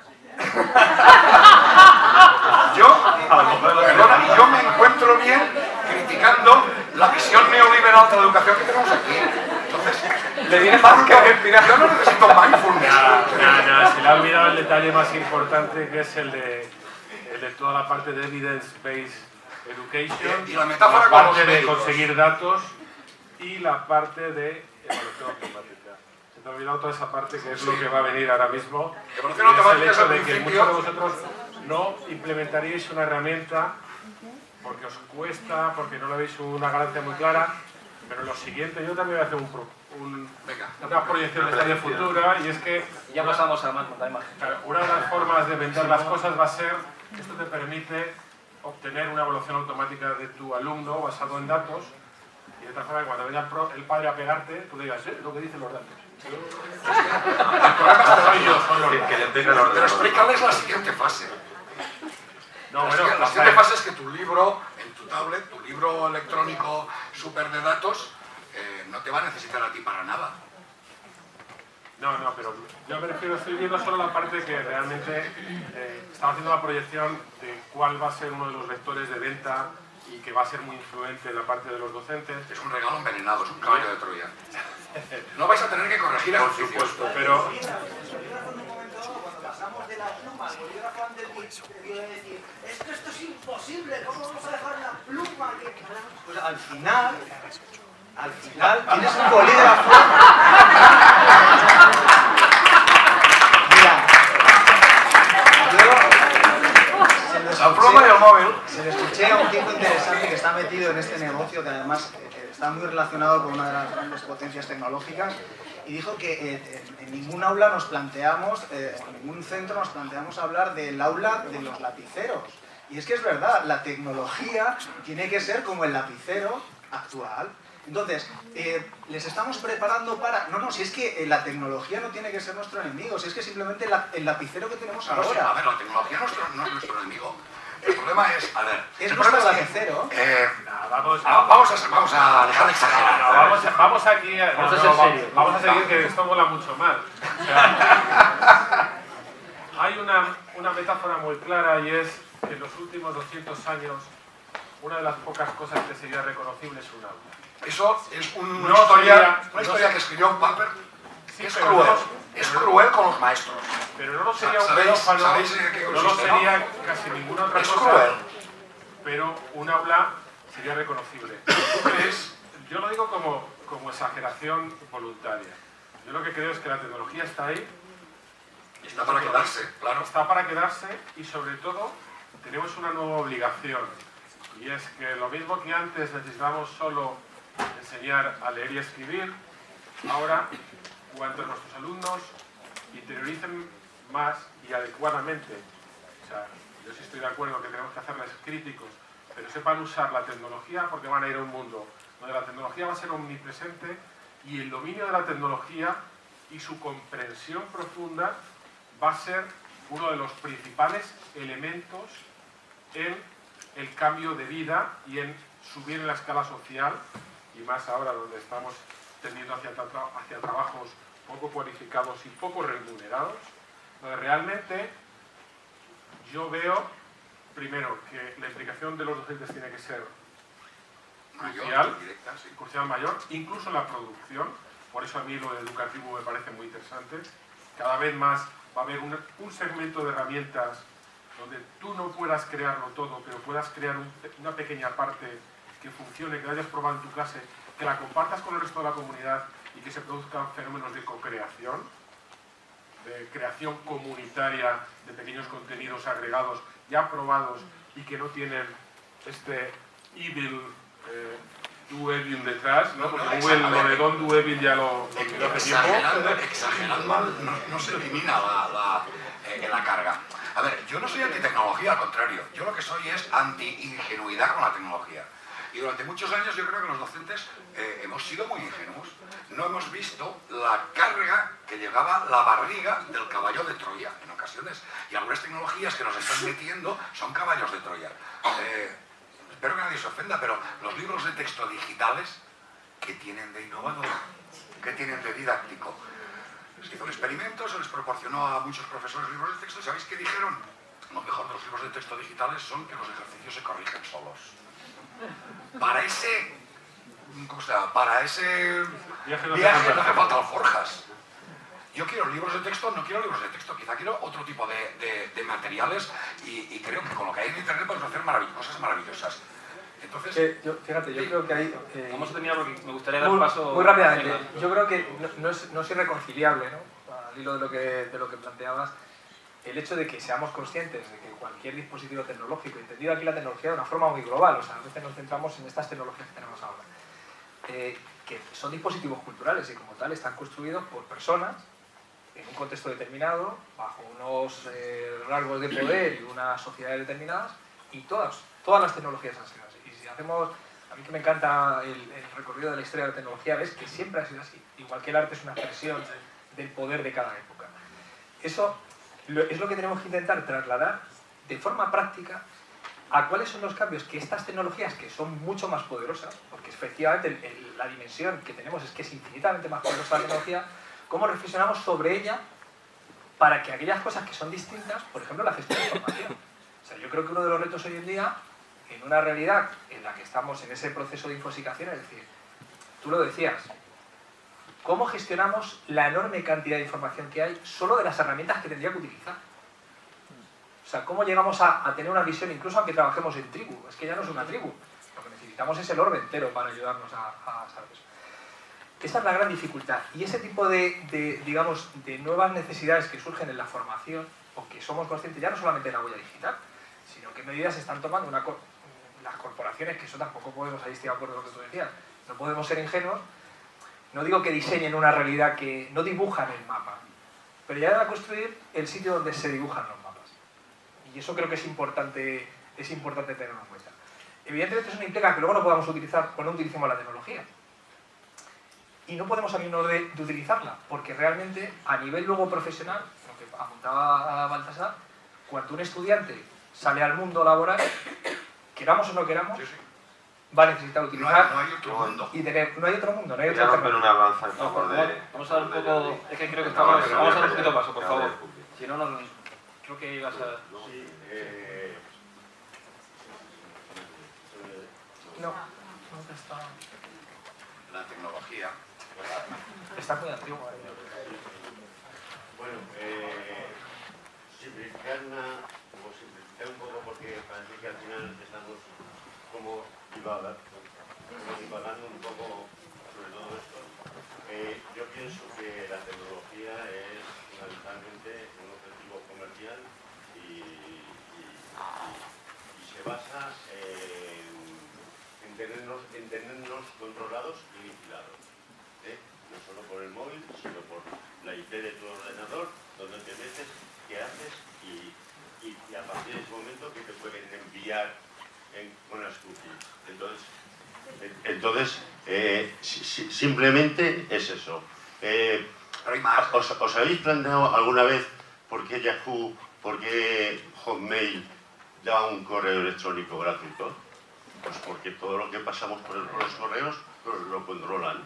Entonces saben toda la información. Lo que pasa es que luego pueden existir herramientas que nosotros como profesores debemos guiar, orientar y seleccionar, y a partir de ese momento sí que podemos utilizar algunas, pero el objetivo principal es tenernos vigilados, controlados, porque eso es lo que quieren los Estados Unidos. Os lanzo una pregunta al hilo de esto. Yo creo que es una de las dialécticas en gestión de información más interesante. Esto que planteabas, es decir, yo creo que hay un debate muy interesante entre la cantidad de información que entregamos y la mejora de experiencia de usuario que obtenemos. Es decir, casi todos los servicios que utilizamos actualmente, sean servicios de la red social, la experiencia de usuario mejorada que ofrecen, es decir, los sistemas de búsqueda, por ejemplo, la eficacia de los sistemas de búsqueda están en parte entregados a esa mejora o a esa entrega de datos. Y yo siempre lanzo esta pregunta: ¿cuántos de vosotros estaríais dispuestos a que los buscadores funcionasen como funcionaban hace 10 años a cambio de entregar una parte de nuestra privacidad? Claro, sí, yo lo que quería decir... Y también es una pregunta, ¿no? A Jordi, que era un poco apoyarle, pero sin llegar a consideraciones más allá del ámbito económico, hombre, es evidente que estamos hablando de Microsoft y Google gratuitos, ¿no? Office gratuito para docentes, Google for Education, incluso Ultimate, todo esto no es gratis, claro que no es gratis, que tú estás pagando con tu información. Recursos educativos abiertos, sabéis que tenemos el Procomún, no es el mejor sistema del mundo, puede mejorarse, pero ese sí que sabes que tienes una garantía pues de tus administraciones, tienes tus datos controlados, pero a lo mejor llega mañana Amazon y ofrece una plataforma que funciona mucho mejor porque tiene mucho más dinero, pero que obtiene un rendimiento indirecto. Claro que hay un dilema, pero no pensemos que hacer las cosas bien, rápido, bonito y barato, encima, o sea, que eso no existe. O sea, por eso digo que estoy en parte de acuerdo contigo. Simplificar hasta el punto, sí, bueno, pues ya terminó. Simplificar hasta el punto de decir, bueno, pues cogemos lo que nos dan porque nos gusta y no hacemos mayor análisis, yo creo que es erróneo. Hay que hacer el análisis y saber, o por lo menos tener una ligera idea de qué es lo que estamos comprometiendo y dando a cambio cuando hagamos uso de determinadas cosas. Y lo que no paguemos lo estamos pagando de todas formas. Yo, un pequeño comentario. ¿Sabéis por qué la administración educativa no ofrece Google G Suite a las escuelas? ¿O sí que os lo ofrece aquí en Aragón? No. ¿Sabéis por qué no? Porque no se sabe dónde va la información, seguramente a los Estados Unidos, y las leyes de protección de datos de Europa son mucho más restrictivas que los Estados Unidos. Ahora con Trump la cosa ha empeorado. Por lo tanto, es más que posible que en educación en Europa o firmáis un convenio singular, como tenemos algunas universidades, por las que Google se compromete a que tus datos permanecen en Europa y se les aplica la legislación europea, o no podéis legalmente, por la legislación española, firmar con Google. Sí, pero fíjate, una cosa al hilo de eso. Espera. Vamos a avanzar, que si no está aquí, veo un círculo demasiado vicioso aquí. Por ahí, para Sí, que no salimos del mismo tema. Ahora creo que se me oye. Sí. Yo lo que planteaba, y aquí sí que tengo que romper una lanza en favor de la Administración Educativa Aragonesa, es que se ha lanzado el programa experimental en competencia informacional y digital. Y es verdad, como algunos estáis planteando, que lo primero que tiene que ir es la competencia informacional. ¿Cómo manejamos la información la que damos y la que recibimos. Nos estamos planteando aquí quién guarda esa información, dónde la guardan, pues tenemos que ser conscientes. La identidad digital, que se lleva hablando años y años y años, pues es que esa competencia informacional tiene que ir de la mano de la digital. Y yo pienso que tiene que ir primero, que está muy bien planteado que lo hayan llamado así, porque tiene que ir primero la informacional. Porque todo lo que estabais debatiendo acaba llegando a esto. La información que se emplea, quién la emplea, dónde la dejamos, qué van a hacer con ella. Entonces, yo creo que eso es algo que debemos de plantear y que debemos de trabajar en las aulas de la mano de la tecnología, que es que está. O sea, no podemos evitar que esté, pero si sabemos manejar la información que ponemos en ella y la que recibimos a través de ella, haremos mejor uso de la tecnología. Ahí os lo dejo. Yo estoy absolutamente de acuerdo con eso y sí me gustaría hacer, por ejemplo, un comentario. ¿Cuántos de vosotros utilizáis Facebook? ¿Cuántos de vosotros habéis dado más de 100 veces, habéis hecho más de 100 veces una publicación o le habéis dado al like o al dislike en el Facebook?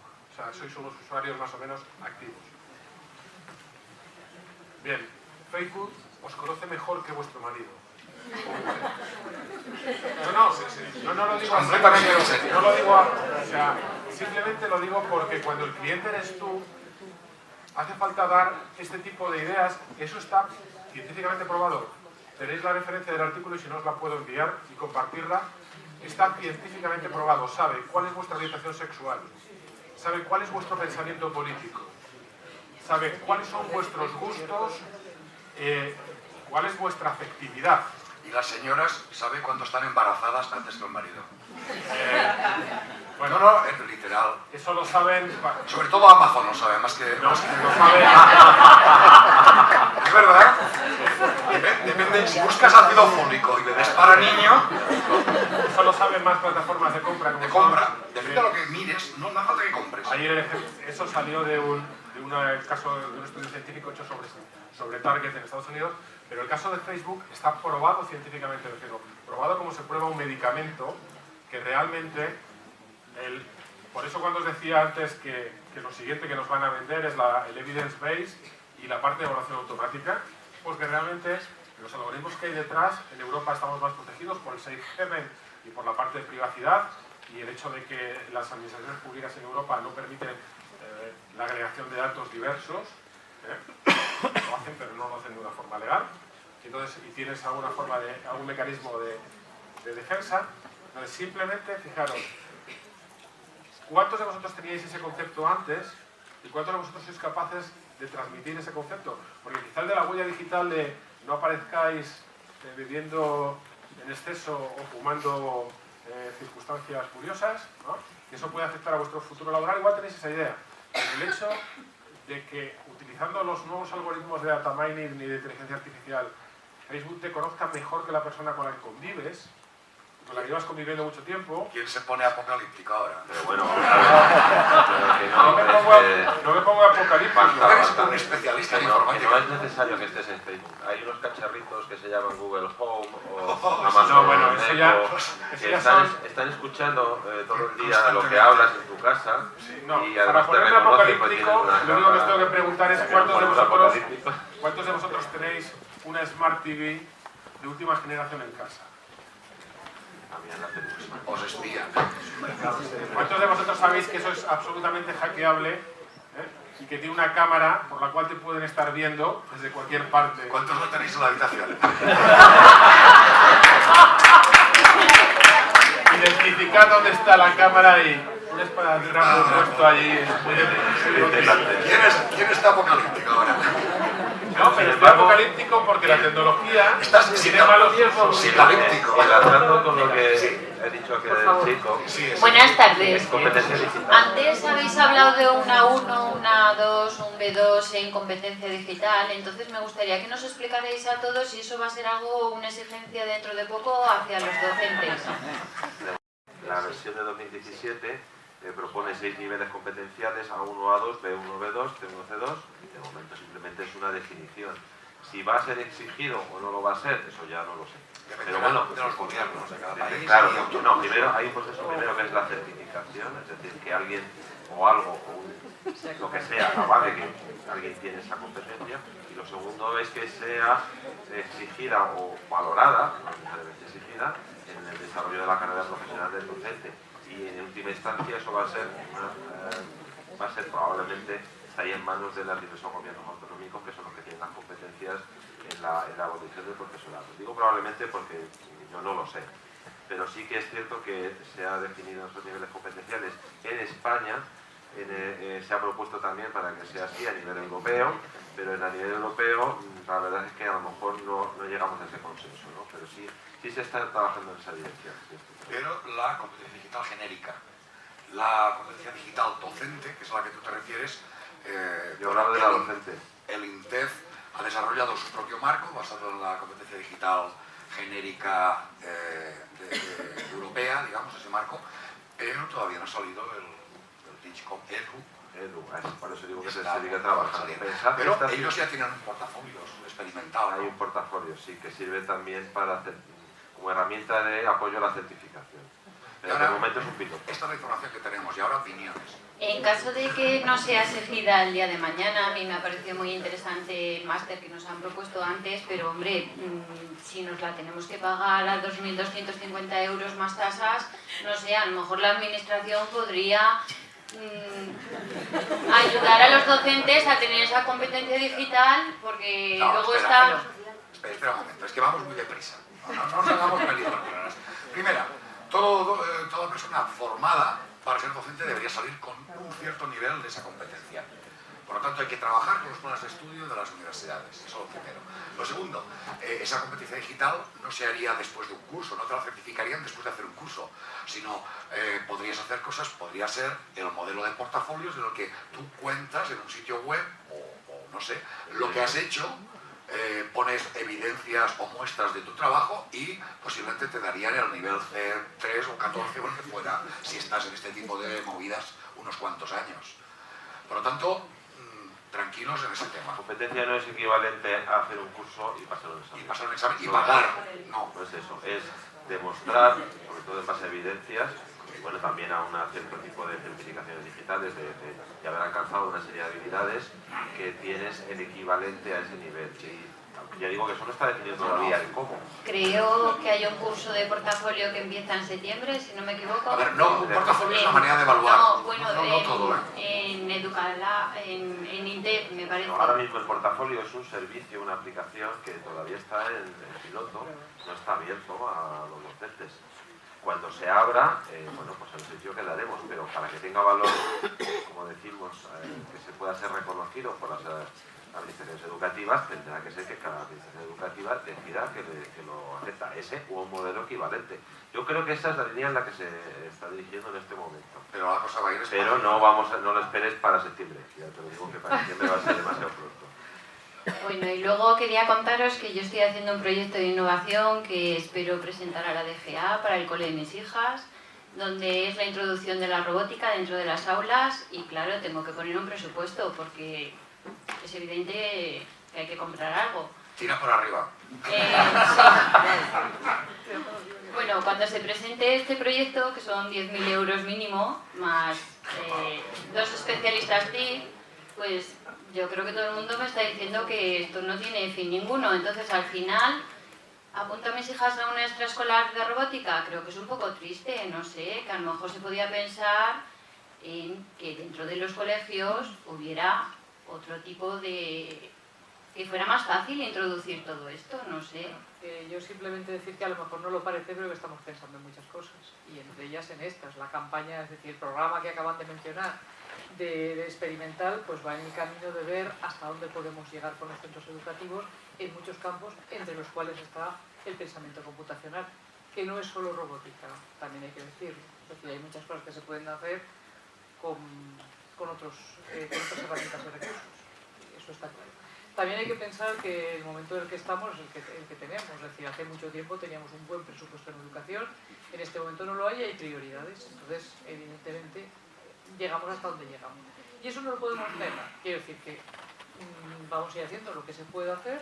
Hemos empezado este año, esperamos tener además disponibles las dotaciones para que los centros puedan trabajar en condiciones.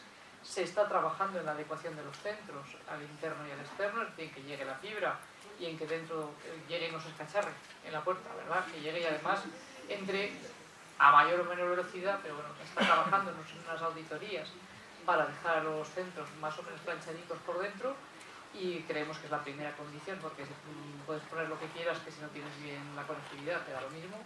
Entonces, bueno, pues que estamos trabajando en ello. ¿Que es lento? Sí. ¿Que no, la paciencia no nos da? También. Quiero recordar que venimos de un periodo de no carestía, sino absolutamente nada. Entonces, bueno, estamos empezando a trabajar para mejorar la situación dentro de las prioridades que tenemos que tener en educación, que hay otras antes de llegar a la dotación tecnológica, pero intentamos llegar. Y luego quería hacer la última pregunta, es que igual que hay un especialista L, un especialista en... bueno, sí, han pensado en crear la figura del especialista TIC o nuevas tecnologías dentro de un centro, porque ahora, claro, también parece que todos los profesores... Me parece que falta información, porque especialista TIC de los centros, que es cierto es que siempre les falta tiempo, ¿vale? Pero lo hay. Hay una figura desde hace mucho tiempo, creada, que trabaja en el centro y que trabaja, por desgracia, como los medios, los recursos se han ido quedando obsoletos, pues cada vez tienen más trabajo de cacharrería y menos de la parte pedagógica. Pero lo hay.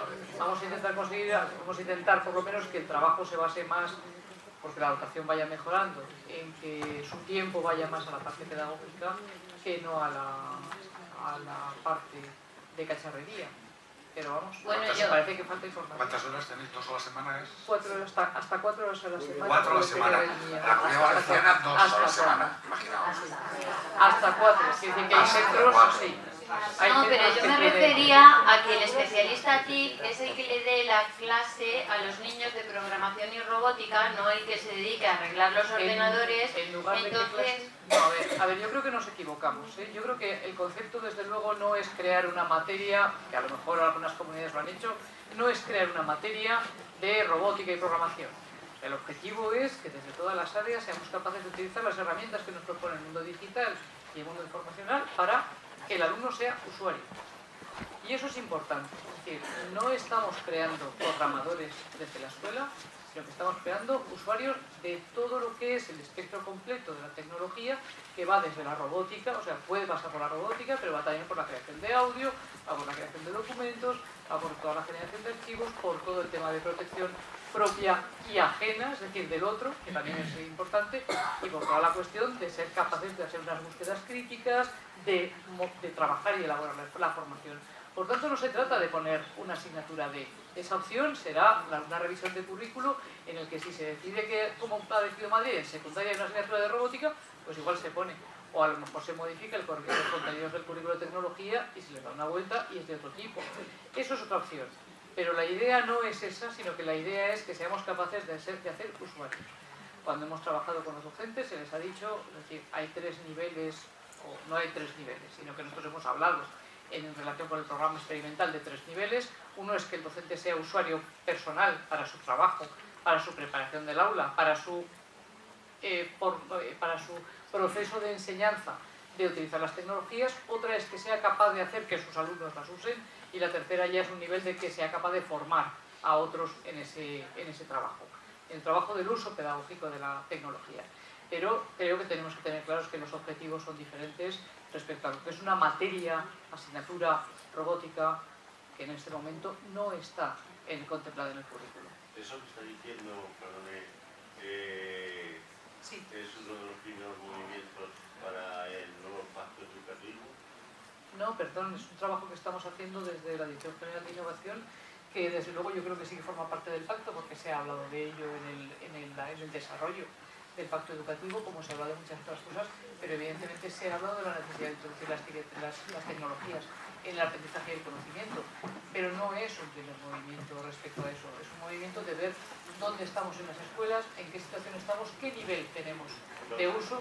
En el pacto educativo seguimos estando en cero, inicial, cero, nada, no se ha hablado nada. No hay ninguna comisión, ni comisión. Perdón, no entiendo nada de lo que me está diciendo. Quiero decir que es que el pacto educativo es una reflexión que se está haciendo ahora en el Parlamento y se está haciendo en otro caso, y esto es un trabajo que se está haciendo desde la Dirección General de Innovación para empezar a trabajar con los centros respecto a la competencia digital e información del alumnado. Quizá no se necesita hacer un pacto, sobre ese tema están todos de acuerdo. Yo creo que es un trabajo que estamos desarrollando porque consideramos... ¿En qué? En ese pacto... Pues yo en este momento no estoy en ese procedimiento y no, la verdad es que no estoy en el De todas maneras, los vídeos están publicados. Los vídeos los publica la subcomisión de educación, los publica en YouTube, vamos, yo estoy viendo algunos. Sí, ahora tampoco de sé los avances de las comisiones. Tampoco sé decir aquí qué grado de implicación tiene las TIC en el pacto, no sé si se me veía. Sí, vamos a ver. Yo que empecé teniendo en mi clase hace algunos años que imprentía de gelatina, cosa que con el 99% de los que estáis aquí no tenéis ni idea de lo que es, y que he sido firme defensor y utilizador, valga el palabra, ¿verdad?, a lo largo de toda mi vida docente, iba a 38 años, yo quiero plantear unas preguntas y una idea final, ¿no? A ver, yo, por ejemplo, fui muy defensor del programa Escuela 2.0, pero no he llegado a saber nunca cuál fue la rentabilidad, no ya el gasto económico, sino cuál fue la rentabilidad pedagógica de eso. Tengo mis dudas también cuál está siendo el uso real que estamos haciendo en las aulas de las pizarras digitales. El uso, me refiero a la rentabilidad, digo, pedagógica, no económica. Me pregunto también para cuándo la formación en TIC y en otras tantas cosas obligatoria para los docentes en ejercicio en tiempo de trabajo, que exija un compromiso, esta palabra no se oye nunca en estas mesas redondas, que exija un compromiso de trabajo diario en tu aula, que te formen en el trabajo en equipo. ¿Para cuándo eso? Porque claro, aquí estamos hablando de Quijote, pero el trabajo en los centros, si realmente queremos que tenga una cierta eficacia a X años vista, o se trabaja en equipo o esto no funciona. ¿De acuerdo?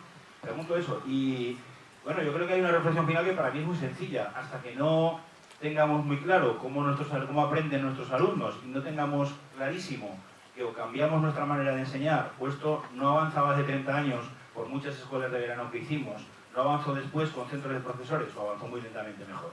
Y también vamos al ritmo excesivamente lento, yo creo. Hasta que no entendamos eso, esto no cambiará nunca. Tendremos muchos congresos en los que estaremos 300 personas, cuando en realidad el número de docentes ahora mismo en la provincia de Zaragoza, pues no sé cuántos son, 10.000, 12.000, no sé cuántos. Uy, más. 19.000. Hay 800.000 en toda España. 800.000 docentes en toda España, 19.000 en secundaria y primaria. Bueno, yo creo que estamos casi de acuerdo contigo en casi todo. Yo creo que necesitamos una revolución didáctica, no una revolución tecnológica. Esa ya la tenemos, está viviendo. Necesitamos una revolución didáctica, necesitamos asumir cambios profundos en la manera como enseñamos y cómo utilizamos esas tecnologías y dejar de quejarnos de que con este cacharro hago lo mismo que hacía antes y obtengo los mismos resultados que obtenía antes. Y es que es lo normal. ¿Qué más da examinarse en una página de un libro de texto que examinarse en una página web? Si acaban examinándose de lo mismo. Entonces, absolutamente de acuerdo contigo. Y absolutamente de acuerdo en que estamos en el 2017. Y yo, el momento del llanero solitario, queridos, es 1995. Cuando llega la internet en España y empiezan a verse el correo electrónico y 4 cosas. O el 2005, cuando llega a más escuelas, etc. Pero el 2017, a ver, hay comunidades autónomas donde a los colegios les exigen un plan TIC de centro, que se pongan de acuerdo en qué van a hacer los profesores. Y en función de ese plan TIC, dotan recursos, ayudan a la inspección, ese tipo de cosas. Es en Cataluña. No sé luego si eso tiene mucho éxito o poco, pero al menos obliga al equipo directivo y al claustro a sentarse juntos y decir, a ver, y con esto de la tecnología, ¿qué hacemos? Y a ponerlo negro sobre blanco, o verde sobre la pantalla del ordenador. Yo creo que la eficacia del innovador, el innovador está muy bien para mover cosas, pero en el año 2017 mucho innovador se gira y ve que detrás no tiene nadie, que en su colegio la cosa no ha cuajado. Y debería la administración promover no tanto innovadores como proyectos de centro, sin olvidar a los innovadores, que son fundamentales. Yo propuse una idea el otro día en mi comunidad autónoma que la voy a proponer aquí. Es la siguiente. Aquí hay coordinadores TIC. Vale. Regalarles un portátil a cada centro para que lo use el coordinador TIC, ya directamente. Eso cuesta poco dinero y es una manera de decirles, valoramos vuestro trabajo. Sabemos lo que estáis haciendo. Sabemos que los sábados por la tarde vais a casa de la directora a arreglarles el Word. Lo hacéis y os lo queremos agradecer.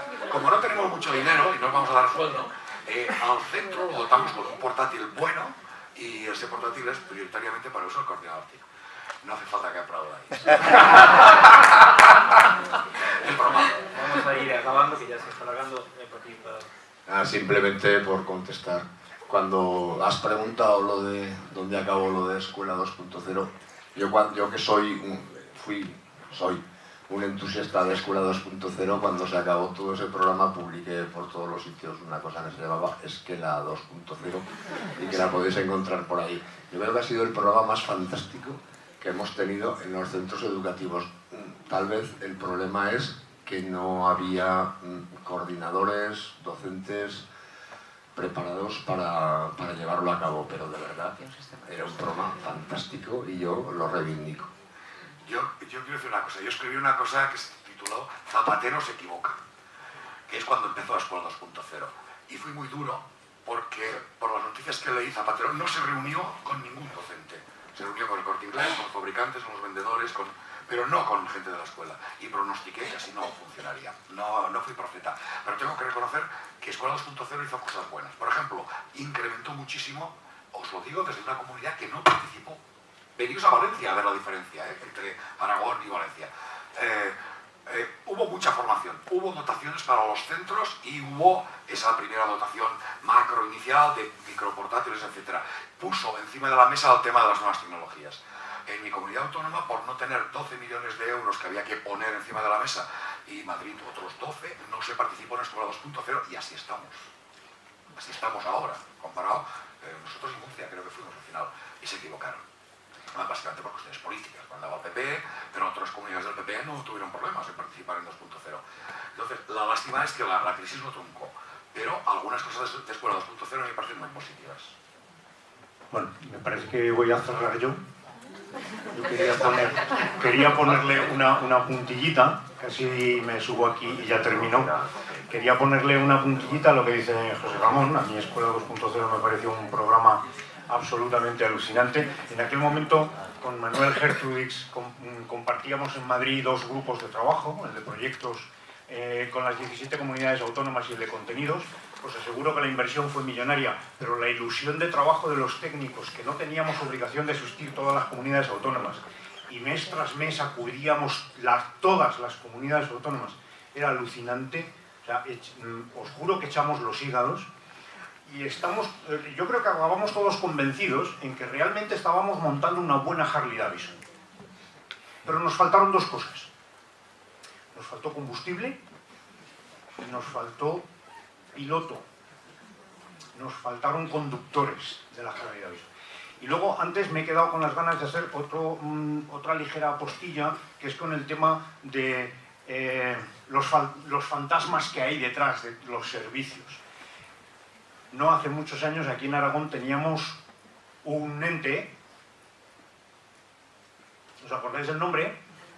Que le ponía servicios a disposición del profesorado, que se generaba con el sueldo de 4 docentes, de los cuales estamos aquí 3, y que era totalmente gratuito, y no había nadie detrás.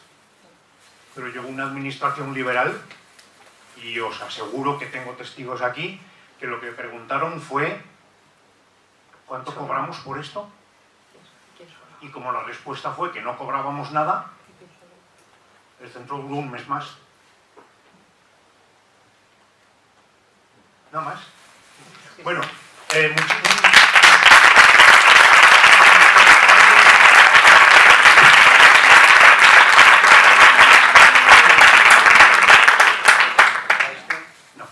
sigo con esto. Muchísimas gracias, Francisco Javier. Yo he disfrutado, me imagino que la mayoría también, porque todos sabemos que quedan muchísimas cosas ahí colgando, ahí se quedan. Había 30 preguntas y creo que al final, bueno, habremos hemos contestado 50 y tantas. 1,5, bueno, la primera solo lo sabíamos, lo habíamos comentado por correo electrónico, por WhatsApp. Este mediodía en la comida sabíamos que era imposible abarcarlo todo y que esto se iba a dispersar. Pero bueno, entraba dentro de lo previsible. Ahora me vais a permitir que después de las notas de organización muy cortitas, lo primero de todo, agradecer a nuestros auxiliares de congresos que hemos tenido esta tarde procedentes de la Agustina de Aragón. Un fuerte aplauso para ellos dos.